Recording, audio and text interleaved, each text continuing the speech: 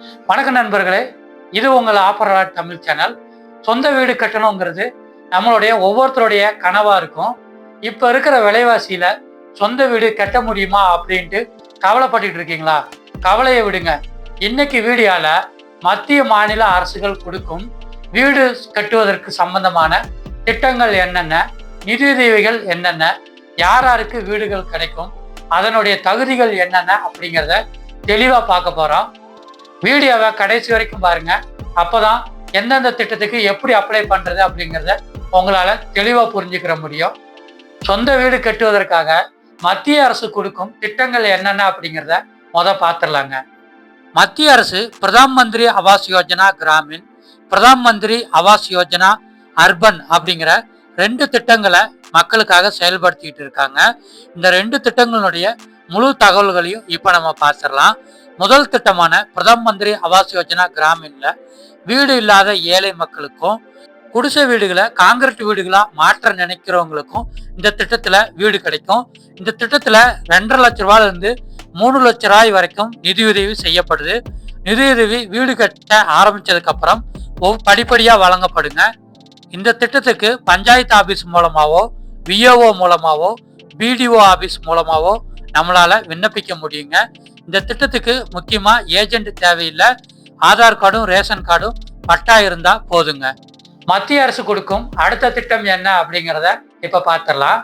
பிரதம மந்திரி ஆவாஸ் யோஜனா அர்பன், இந்த திட்டத்துல 2 ஸ்கீம் இருக்குங்க. முதல் ஸ்கீம்ல பிரதம மந்திரி ஆவாஸ் யோஜனா அர்பன் சிட்டியில இடம் வச்சிருக்கிறவங்களுக்கான ஸ்கீம் இதுங்க. சிட்டியில இடம் வச்சிருக்கீங்க, வீடு கட்டணும் அப்படின்னா இந்த ஸ்கீம்ல அப்ளை பண்ணலாம். இதுல உங்களுக்கு 1.5 லட்ச ரூபா வரைக்கும் சென்ட்ரல் கவர்மெண்ட்ல இருந்து மானியம் கிடைக்கும். ஸ்டேட் கவர்மெண்டினுடைய மானியமும் கிடைக்கிறதுக்கான வாய்ப்புகள் அதிகமா இருக்கு. இந்த ஸ்கீம்ல நீங்க சேரணும் அப்படின்னா உங்களுடைய முனிசிபாலிட்டி மற்றும் கார்பரேஷனுடைய அப்ரூவ் கட்டாயமா உங்ககிட்ட இருக்கணுங்க. நீங்க அர்பன் ஹவுசிங் சர்வேல ரெஜிஸ்ட்ரேஷன் நீங்க கட்டாயமா பண்ணியிருக்கணும். இந்த திட்டத்துக்கு லேண்டோட டாக்குமெண்ட் மற்றும் பட்டா கட்டாயமா தேவைங்க. கன்ஸ்ட்ரக்ஷன் ப்ராக்ரஸ் சம்பந்தமான ப்ரூஃப் எல்லாம் கட்டாயமா தேவைப்படும். இந்த 2வது ஸ்கீம் என்ன அப்படின்னா அர்பன் லோன் இன்ட்ரெஸ்ட் சப்சிடிங்க. இது என்ன அப்படின்னா சிட்டியில வீடு வாங்கணும்னு நினைக்கிறவங்களுக்கான சப்சிடிங்க.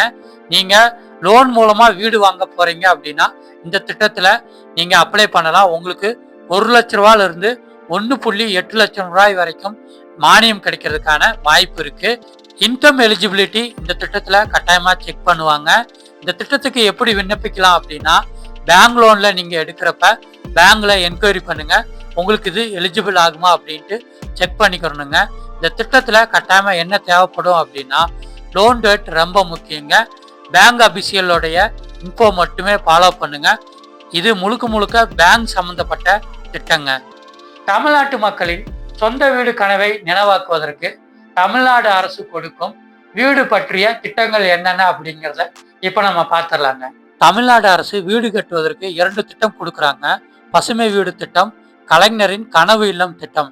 இந்த 2 திட்டத்தினுடைய முழு விவரங்களை இப்ப நம்ம பார்த்துடலாம்.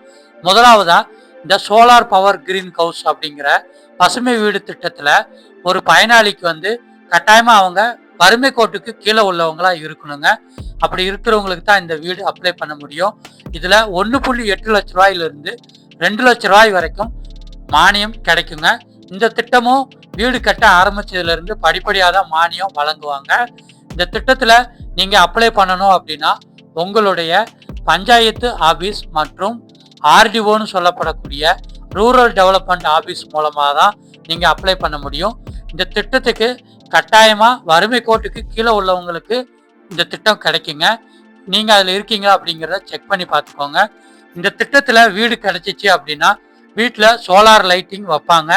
அதனால எலக்ட்ரிசிட்டி பவர் குறையறதுக்கு அதிகமான வாய்ப்பு இருக்கு. இதுவும் இந்த திட்டத்தோட சேர்ந்தே வந்துருங்க. சொந்த வீடு கட்டுவதற்கு தமிழ்நாடு அரசு கொடுக்கும் அடுத்த திட்டம் என்ன அப்படிங்கிறத இப்ப நம்ம பார்த்துடலாம். இந்த திட்டத்துக்கு பேரு கலைஞர் கனவு இல்ல திட்டங்க. இந்த திட்டத்தை தமிழக அரசு 2024ஆம் ஆண்டுல இருந்து நடத்திட்டு வராங்க. இந்த திட்டத்தினுடைய நோக்கம் குடிசை இல்லாத தமிழகத்தை உருவாக்குவதற்கும் காங்கிரீட் வீடுகளை கட்டி கொடுப்பதற்காகவும் இந்த திட்டம் கொண்டு வரப்பட்டுக்குங்க. இந்த திட்டத்துல மானியமா 3.5 லட்ச ரூபா இப்ப கிடைச்சிக்கிட்டு இருக்கு. 2030க்குள்ள குடிசை இல்லாத தமிழகத்தை உருவாக்கணும் அப்படிங்கிற நோக்கத்துக்காக இந்த திட்டத்தை தமிழக அரசு தொடர்ந்து செயல்படுத்திட்டு வந்துட்டு இருக்காங்க.